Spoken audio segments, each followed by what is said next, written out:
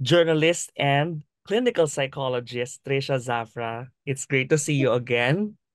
Kumusta na? Ay, thank you, Brian, ha. Thank you for reaching out, no? Thank you for the opportunity ito.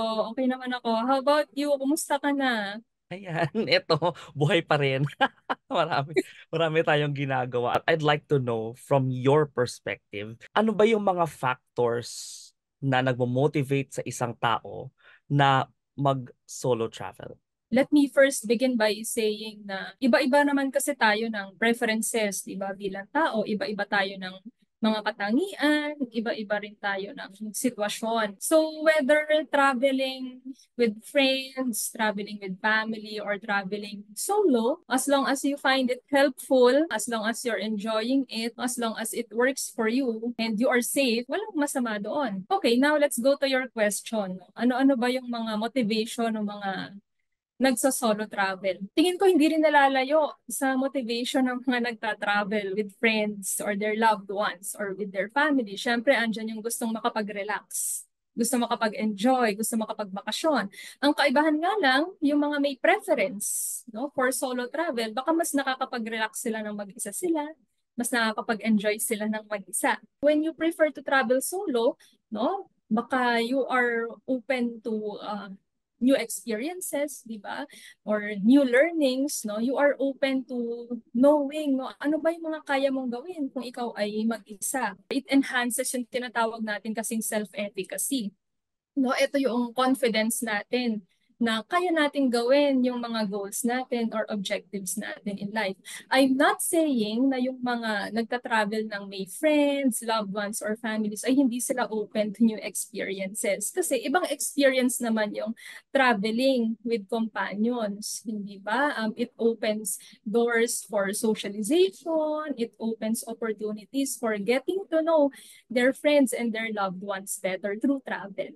Meron tayong mga kakilala, mga kaibigan, yung tipong pag nakipaghiwalay sa jowa o kapag may nangyaring hindi maganda. For example, nawalan ng trabaho, magta-travel ng mag-isa. Bakit kaya na-associate sa feeling of sadness yung solo travel? And should it be this way all the time? We have this idea na when we are alone, we are sad.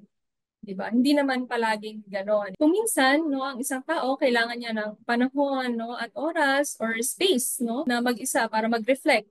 And kadalasan yung mga nagso-solo travel, no, budget permitting and time permitting, titingnan mo rin yung kakayanan mong gumastos, no. Ang pagta-travel, hindi naman siya mura. Maging safe ka ba? Yung self-reflection, yan, yung time alone, and space, no, to rediscover ourselves, pwede rin naman natin yung gawin kahit hindi tayo lumalayo. When is traveling alone healthy at kailan siya nagiging form of escapism? Yeah, good question, Brian, no?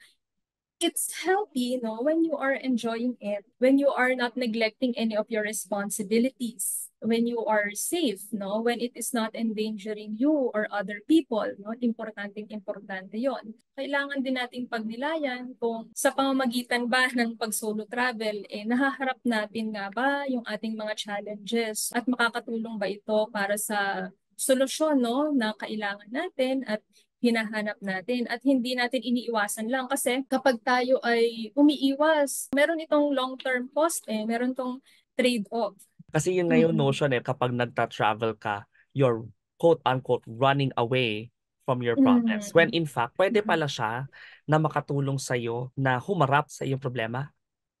Right. Kasi sometimes you really need time and space to be able to think clearly. And baka mamaya, as an individual, ano, mas nakakatulong sa'yo kapag ka mag-isa ka. We have to keep in mind na maaaring hindi siya long-term solution. But it helps, no?